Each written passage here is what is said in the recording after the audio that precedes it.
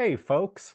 It's Nathaniel Stinnett with the Environmental Voter Project. Thank you for joining us today. Today, we have a quick mini briefing on what we're seeing in Florida. But before I get to that, for those of you who aren't familiar with the Environmental Voter Project, we are a national nonprofit that focuses on identifying people who care deeply about climate and the environment who aren't voting, and then mobilizing them to vote. We work with over 7,000 volunteers around the country to canvass, call, and send postcards to these voters. We also, as a staff, do direct mail and digital ad campaigns to them, and we've got hundreds of randomized control trials proving that we can increase turnout among these non-voting environmentalists. Today, though, we are going to focus on the Sunshine State, on Florida. So here is what we're seeing. We've identified 642,000 registered voters in Florida who care deeply about climate and the environment, but are unlikely to vote this fall without being mobilized to do so. Why do we think they're unlikely to vote? Well, because we can see in their public voting history that they did not vote in the 2020 general election or any election since then. How big is 642,000 in a state like Florida? Well, 11.1 million ballots were cast 4 years ago in Florida, but Donald Trump's margin of victory over Joe Biden was only 371,000 votes. Now, many of you don't need me to tell you that Florida, although it is a competitive state, is not one of the 7 big battlegrounds that everybody talks about. It is not quite as close as it used to be in national elections, but it is still very competitive for president and U.S. Senate. There are also 3 competitive U.S. House elections in Florida, and we're going to get into those a little bit more later. And there is a statewide ballot measure this fall in Florida that needs 60% support to pass that would legalize abortion before viability in Florida, or it would make illegal restrictions on abortion, most restrictions on abortion, before viability. That's obviously going to boost turnout in a way that states that don't have a ballot measure like that won't see. Early voting is coming up in Florida, but as you'll see here, from county to county, the early voting windows are a little bit different. So depending on what county you live in, early voting might start as early as October 21st or as late as October 26th. It also might end on the 2nd or the 3rd, depending on where you are. But Florida is also a state with large numbers of people who request mail ballots. And those mail ballots not only have already been received by hundreds of thousands of Floridians, but they've also already been sent back. So there are really 2 large waves of different types of early voting, mail voting and in-person early voting. Keep that in mind when you start seeing early voting data come in, both from organizations like the Environmental Voter Project and as you see it being reported in the press. All right, let's get into who these 642,000 low propensity environmental voters are in Florida. Look down at the bottom here. The very, very bottom row says reg voters. That's the demographic makeup of all registered voters in Florida. So you'll see 8.4% of registered voters in Florida are between the ages of 18 to 24. 61.2% are white. That's how you read that bottom row. Now I'd like you to look at the next row, the one right above it, LPEVs. That stands for low propensity environmental voters. We wanted to have both of these rows so we could tell you the demographic makeup of these 642,000 low propensity environmental voters, but we also wanted you to have something to compare it to, which is the baseline of all registered voters. Okay, what's the first thing that jumps out? Well, about 78, 79% of these low propensity environmental voters are under the age of 35. So they are disproportionately young. Probably doesn't come as much of a surprise to many of you. But that's actually a lower percentage of young voters than we see in other states. So what I mean by that is when we look at other states, the low propensity environmental voters sometimes make up as much as 80, 85, or even 90%. Young voters make up as much as 85 or 90% of those low propensity environmental voters. So yes, this target population that we're mobilizing in Florida is disproportionately young, but not as disproportionately young as the low propensity environmental voters we see in other states. And you'll see almost 10% of these low propensity environmental voters in Florida are 65 and older. So that's a large group that cuts against a lot of the typical stereotypes here. We do not see much of a gender gap among these low propensity environmental voters, or at least what gender gap there is almost exactly mirrors the gender gap that exists in the underlying electorate. So that's not that interesting. But let's look at the racial demographic breakdowns here. Florida is a very white state. 14% of registered voters are Black. Almost 20% of registered voters are Hispanic. When you look at the low propensity environmental voters in Florida, though, that almost flips. Only 42 or 43% of them are white. And so this is a disproportionately person of color population that we're targeting in Florida. And almost all of that comes from this population not being more Hispanic. It's actually less Hispanic than the underlying baseline of registered voters. Rather, Black voters and AAPI voters, Asian American and Pacific Islander voters, are disproportionately represented in our target audience in Florida. This is something that is different from what we were seeing, say, 4 and 6 years ago.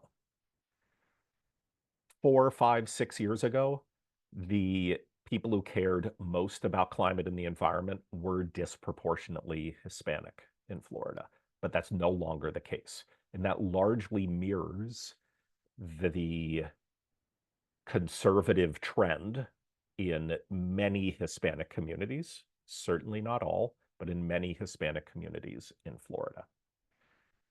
Mirroring that, we've seen the density of people who care deeply about climate and the environment moving from southeastern Florida up to the Jacksonville area.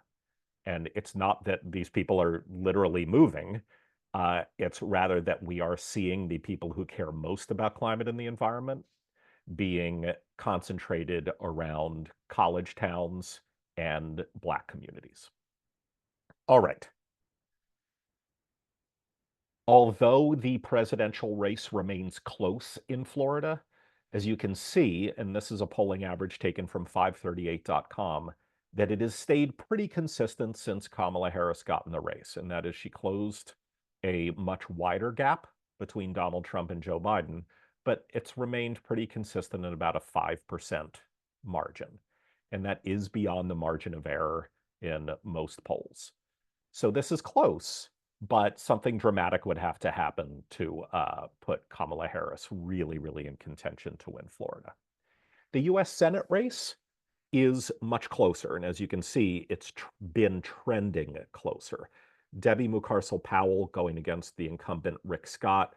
Rick Scott has a history of winning really, really, really tight elections in Florida. It is worth paying attention to whether this dramatically narrows the closer we get to Election Day. Again, I don't think many people assume that Democrats will win this US Senate race, but it is certainly one of the closer ones, and it is an opportunity for Democrats to pick up a US Senate seat. Moreover, remember that abortion ballot measure that I mentioned to you earlier. That will be driving turnout among people who typically don't vote and among demographic groups who are friendlier to Democrats. So there is an argument to be made. I'm not sure I completely buy it, but there is an argument to be made that polls might not be accurately reflecting the makeup of the eventual electorate, because it's hard to determine how many unlikely voters will actually show up because of a ballot measure like this. So this Senate race is absolutely worth watching more. And as you'll see, because of the numbers here, 47.5 to 43%, there are still a lot of undecideds. Whereas if you look back at the presidential poll, look at that. Almost no undecideds compared to the US Senate race. So a lot of people still haven't made up their mind about this. All right, I mentioned those three competitive US House races. Those are the 9th, the 13th, and the 27th. The 9th is based around Kissimmee, so south of Orlando. Darren Soto, an incumbent Democrat, is there. It leans 8 points towards Democrats compared to the national margin, but it is still considered by the Cook Political Report to be a competitive district. This is certainly something worth your attention. All right, the next one, the 13th. This is represented by freshman Congresswoman Anna Paulina Luna. She is a Freedom Caucus member. It's a Republican 6-point partisan lean, but this has a history of really, really close elections. Former Florida Governor Charlie Crist represented this district for a long time. This is, you'll see right around Tampa Bay here. It's based around Clearwater, parts of St. Petersburg. This is largely a Pinellas County seat, absolutely worth paying attention to. The final one, Maria Elvira Salazar. This is an even partisan lean district. So that means that it pretty much mirrors the partisan lean of the median congressional district nationally. This also should be a very, very close race. But this area of, it's part of Miami and then Coral Gables, sort of south of Miami, this has been changing dramatically and moving red over the past, well, since Donald Trump came on the scene. So even though it's an even partisan lean, I think most people view this as being a little bit friendlier to Republicans than Democrats, but we'll see. All three of these races are worth paying attention to. And as you'll see, the Environmental Voter Project has a significant number of targets in the first two, the 9th and the 13th. We have a much smaller number of target voters in the 27th, only 6,700. All right. With just a little bit more than 3 weeks left to go, the Environmental Voter Project still needs to raise $35,000 to close our budget gap and finish paying for our digital ad campaigns across Florida, going to those over 600,000 targets that we're trying to mobilize to vote. Moreover, we think that we can efficiently spend another 715,000 before we even hit a point of diminishing returns, by which I mean only after spending that 715,000 more do we start creating fewer new voters per dollar spent. Finally, I'll mention, because of the recent hurricanes, there are changes to voting logistics that will likely happen in many areas. So changing polling places, changing rules around how you can vote early, when you can get your ballots in. And as those are solidified, we want to be able to use paid phone banks. We usually use volunteer phone banks at the Environmental Voter Project, but when there's brand new information that needs to be quickly delivered to voters, we like to do paid phone banks. And to the extent there are dramatic changes to voting logistics, we think it's very, very important to get that information immediately to all of our target voters.